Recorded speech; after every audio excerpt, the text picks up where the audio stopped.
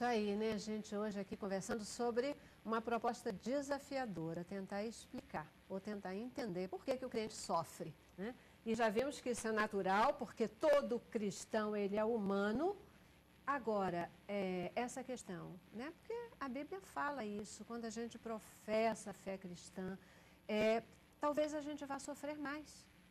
Por quê? O crente sofre mais do que outras pessoas e, na verdade, se não tiver sofrimento é porque alguma coisa está errada com a vida cristã? Será que sofre? Eu tenho muita dificuldade em fazer essa dicotomia, essa divisão. Acho que o sofrimento ele é consequência do pecado da vida de quem quer que seja, né? O homem, ele sofre. Por exemplo, todos nós sofremos pelo luto. O luto faz parte da vida do ser humano, independente se ele é cristão ou não, né? Então, é irresponsável da nossa parte advogar um tipo de fé que nos faça ou que nos torne incólume ao sofrimento. Não é isso que as Escrituras nos ensinam. O que as Escrituras nos devem ensinar é que a gente precisa, assim como Paulo viveu, viver contente em toda e em qualquer situação. Paulo diz, eu aprendi a viver contente em toda e qualquer situação. O problema da gente é que o nosso foco está muito aqui agora. A gente vive num contexto onde o hedonismo se faz presente, a gente acha que tem que ser feliz e mostrar para todo mundo a favela que nasceu. Né? A gente precisa de experimentar e vivenciar isso e a gente esquece que os olhos do cristão devem estar além do nosso cotidiano e sim naquele que o arregimentou e lhe prometeu uma vida que ultrapassa os limites dessa terra e que durará a eternidade. Então, assim, a gente precisa olhar nessa perspectiva e entender e compreender que não existe essa diferença de, por eu ser cristão, eu vou sofrer menos ou vou sofrer mais. Agora, é claro, né, como o pastor disse, né, existem, eu falo até nos meus livros, que quem planta batata não colhe cenoura. Né? Existem alguns sofrimentos que são frutos, obviamente, de decisões, de ações equivocadas e erradas, mas que acontece da vida da gente debaixo da permissão de um Deus soberano que governa e controla todas as coisas e que tem tudo debaixo de suas potentes mãos. Mas eu não consigo imaginar ou fazer essa dicotomia ou essa diferenciação de que o crente vai sofrer menos ou vai sofrer mais. Não, eu também não vejo que o crente vai sofrer mais ou vai sofrer menos. Mas essa consciência cristã que eu tenho, eu fui ensinado que Deus ele pode todas as coisas, que eu vou clamar e ele vai me dar o livramento, isso às vezes pode me criar algumas angústias. Por que esse livramento não veio logo instantâneo? Né? E a gente vive um período hoje onde nós temos, até falei outras vezes em outros programas aqui, a maldita ditadura da felicidade. Você tem que estar bem o tempo inteiro. Então nós temos um monte de crentes aí fingindo na igreja que está tudo muito bem, que está feliz e não pode mostrar o sofrimento. Então vivendo uma mentira, vivendo uma hipocrisia. Agora, se a minha vida pertence a Deus, eu a entreguei nas mãos dele, quer dizer, eu admiti, é tua, né? Não entrego, ainda é tua, né? O senhor pode fazer o que quiser.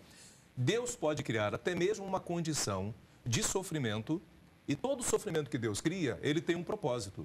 Provérbios 18, 24, 20, 24 diz o seguinte, os passos do homem são dirigidos pelo Senhor e principalmente os passos do homem cristão, né? Como, pois, poderá o homem entender esse caminho no momento de sofrimento? No momento de um deserto? As perguntas, as interrogações, elas vêm à nossa mente. A minha mente é muito cheia de interrogações. Eu costumo dizer que eu tenho mais perguntas do que respostas e não me culpo por isso. Né? Então, lidar com esse sofrimento, né? O crente sofre, o não crente sofre. Como eu lido com o ser humano nas nossas igrejas e no dia a dia, na vida, eu vejo o sofrimento do crente, vejo o sofrimento do não crente, mas quais são as interpretações? Às vezes, por uma determinada situação, um crente pode sofrer até mais, por aquele momento ali, por ele não aceitar que como crente possa passar por aquilo dali. Verdade. Mas isso vem para um ensino errado. Sim, exatamente. Eu acho que esse é o nosso maior problema. A gente herdou uma cultura desde o Antigo Testamento, onde havia uma teologia chamada teologia da retribuição. Quem faz o bem vai receber em troca coisas boas e quem faz o mal vai receber em troca o juízo deste mal que pratica. Aí o salmista Asaf, no Salmo 73, entra em crise, que ele diz assim, os meus pés quase se desviaram, porque eu perguntei, qual a razão de eu ser justo e ser santo, se eu estou sofrendo e os ímpios prosperam? O próprio Jó, no capítulo 21, quando os amigos dele vão fazer as acusações que fazem, ele vai dizer assim, não, eu vou fazer um relato aqui da prosperidade dos ímpios, da felicidade deles, dos filhos dele que estão na Disney e que eu estou aqui sofrendo e perdi toda a minha família. O problema é que nós herdamos essa teologia de retribuição e queremos vivenciá-la hoje, reforçado por esse hedonismo dessa sociedade que quer afastar o sofrimento em todos os seus aspectos. E aí a gente mergulha nesse poço profundo de tentar fugir do sofrimento e de alienar o pensamento. Quer ver um exemplo bíblico legal? Há um salmo, se não me engano, 78, que foi composto por um cara chamado Emã. Emã não há muitas menções dele, né? Muitos textos que tratem sobre a vida dele. Mas Emã foi um dos conselheiros de Salomão e um dos conselheiros de Davi. Ele era levita, esse era levita mesmo, né? E era um cara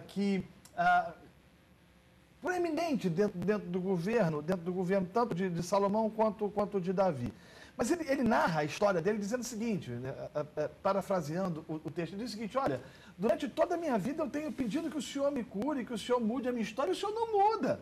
E a ideia do texto é de que ele viveu a vida inteira sofrendo, e não há nenhuma garantia de que Deus respondeu às orações dele e que Deus o livrou do sofrimento. A questão é que dentro desse contexto hedonista, esse contexto da retribuição, a gente acha que Deus tem que fazer, e Deus não tem que fazer. Ele faz se ele quiser. Soberano. Né? Ele é soberano. Aquilo que Jó disse, se eu recebi o bem de Deus, eu por acaso não vou receber o mal. Não vou aceitar o mal. Né? O processo pedagógico de Deus não dá para poder ser dirimido, entendido, compreendido pela gente. A gente não sabe por que Deus, muitas das vezes, permite ou usa determinadas circunstâncias para fazer algumas coisas das nossas vidas. E por que ele usa, às vezes, o próprio sofrimento? Agora, o que não há é resposta. Mas quantas vezes nós, depois de ter passado todo o sofrimento, nós chegamos ao ponto de agradecer a Deus por aquilo que nós passamos? Claro. É verdade.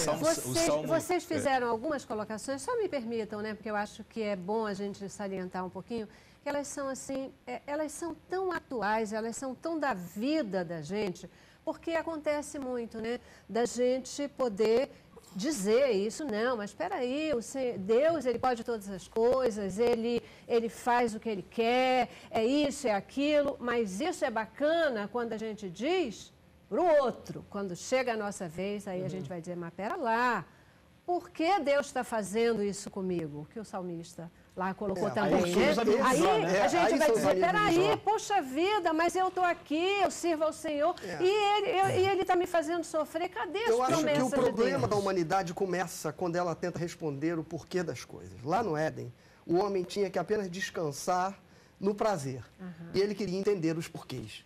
E agora ele quer entender os porquês do sofrimento. Eu acho que esse é o fruto que nos seduz. A gente querer compreender aquilo que só Deus pode compreender. A gente querer ter a mente do próprio Deus e nós não somos capazes de ter.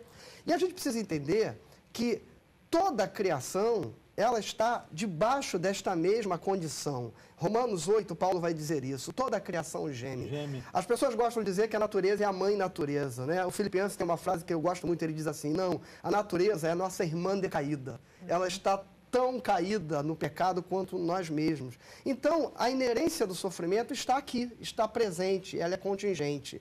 E, às vezes, a gente pode elencar razões. Por que sofremos? Porque são provações? Porque é para sermos aperfeiçoados? Para a glória de Deus redundar deste sofrimento? É a consequência dos nossos erros, dos nossos pecados, das nossas escolhas? É uma ação espiritual que vem tocar a vida do ser humano para impingir nele sofrimento?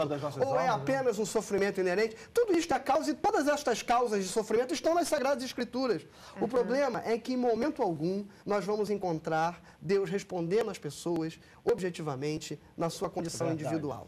E a gente também tem ouvido, muitas vezes, isso, várias instituições cristãs, religiosas, estão falando isso o tempo todo, dizendo, olha, você tem que dizer para Deus que você não aceita. Deus, eu me recuso. Não, isso não vai acontecer comigo. Está repreendido, etc.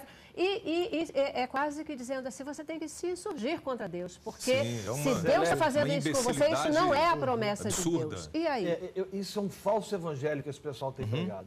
Né? As Escrituras não nos dão margem para colocar Deus na parede. Nós não temos a menor condição. Né? Eu lembro de Santo Agostinho, que dizia que mentes finitas não podem compreender um Deus infinito. Como seres finitos podem querer, né, entender e impor a sua vontade sobre o soberano, sobre o Senhor dos Senhores, sobre aquele que governa e reina sobre tudo. Esse falso evangelho tem produzido o crescimento do agnosticismo no Brasil. Hoje em dia nós temos 30 milhões de desviados do país, eu não quero entrar no mérito se pode ou não cair da graça, mas 30 milhões de evangélicos desviados que receberam uma mensagem falsa, que ouviram um evangelho esquizofrênico, adoecido, burrificado, como ele disse, imbecilizado, que prega que você não pode sofrer e o cara não está lidando com essa realidade, porque ele chega em casa, ele está lidando com a notícia, ele recebe a notícia de que o pai com a mãe traiu um carcinoma incurável, de que o filho está chafurdado nas drogas. E aí, né? Ele fala, qual o problema sou eu estou em pecado, né? Aí aparecem os amigos de Jó, que na minha perspectiva, um é torcedor do Botafogo, outro do Vasco e do Flamengo. É a explicação que eu tenho. Ainda bem que não tem torcedor do Fluminense. Não, o Fluminense é do bem. Então, assim, você vê os caras tentando descobrir e tentando, de alguma forma... Aqueles caras são a igreja, são os teólogos. Tem um deles Eles ali que eu queria teólogos. até um sobrenome para ele, que é o tal do ele faz besteira. Né? Então, eles costumam ficando colocam várias situações ali, causando uma culpabilidade no Jó que não estava entendendo nada. Chega um ponto que Jó diz o seguinte: vocês são consoladores molestos. E lá em Jó 14:6 ele diz uma coisa fantástica: ao que está aflito, devia o amigo demonstrar compaixão. Ainda, eu gosto dessa versão, ainda ao que perdesse o temor ao Todo-Poderoso. Ou seja, é um detalhe também interessante, como é que eu vou lidar? Nós estamos abordando um pouco isso aí, como é que eu vou lidar com esse sofrimento? Então, eu lido com o sofrimento, em parte, aceitando, em parte, aceitando que eu posso tê-lo. Agora, o que eu faço com isso? Né?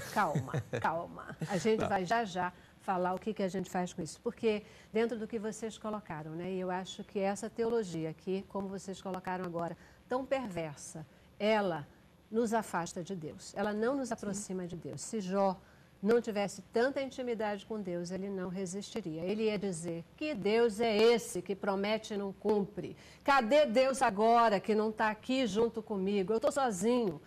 E não foi nada disso que ele disse, né? Ele tinha a visão correta de que Deus fez, ele tirou. Bendito seja o nome do Senhor. A vontade de Deus, ela é boa, ela é perfeita e ela é agradável, mesmo quando a gente não consegue entender nada de bom, perceber nada de bom naquilo que ele está fazendo, sabendo que ele tem um propósito. Essa maturidade de Jó, a gente lê o livro todo, ela vai sendo construída, né? Claro, porque ele não entendia também isso. Teve um determinado momento que ele dizia: eu estava quieto e as flechas do Altíssimo me acertaram. Jó era um quase endeusado, né? Respeitadíssimo. De repente perde tudo, você perdeu tudo, então o seu sofrimento agora é porque você não tem mais fé. Esse era o discurso dos amigos de Jó. O que eu acho lindo nesse discurso de Jó é que ele, nos momentos onde ele reclama, onde ele questiona, ele diz: por que eu não fui um aborto? Por que eu tive que passar? A gente fica com uma compreensão de que Jó foi um homem que não reclamou. A paciência de Jó. Ele se bateu com o seu sofrimento. Eu costumo dizer isso, eu gosto de dizer isso porque a Bíblia me dá bases para dizer isso. Bacana. A gente tem que, se é para sofrer, a gente tem que sofrer. Se é para chorar, a gente tem que chorar. Se a gente está sentindo dor, a gente tem que expressar a nossa dor, a gente tem que sair dessa ideia. E o nosso problema enquanto religioso é que a gente vê a pessoa chorando e a gente se aproxima dela para tentar trazer uma palavra que vai amenizar o seu sofrimento. Temos uma teologia do sofrimento. A gente não trata disso de uma forma em que a gente entenda de que o sofrimento, ele é para ser vivido. É para ser vivido. Essa teologia foi mudada. Isso, ela foi mudada. Romanos 12:15. Pastor, Romanos 12:15 tem lá um dizer para a igreja: chorai com os que choram. Perfeito. Então eu não tenho que tirar ninguém do seu sofrimento. Eu tenho que sofrer com ele. Eu tenho que respeitar a dor. Porque viver o sofrimento é processo de cura. Né? Viver o sofrimento é processo de cura. Negar o sofrimento é o tempo de chorar, adoecer. É o tempo do chorar e do prantear. Exato. Eu já preciso fazer uma paradinha novamente, né? Vamos para o intervalo. E no retorno eu queria trabalhar com vocês, queria ouvir vocês sobre: é possível a gente diferenciar o sofrimento da provação, do sofrimento do castigo, daquilo de porque eu fiz alguma coisa, eu estou pagando por esse pecado? E mais, o crente, aquele que crê em Deus, ele tem mesmo que enfrentar o sofrimento de uma forma diferente? Tem que fazer diferença na hora que ele está sofrendo? Como é que é essa história? Já, vamos lá. Cabeça pra cima.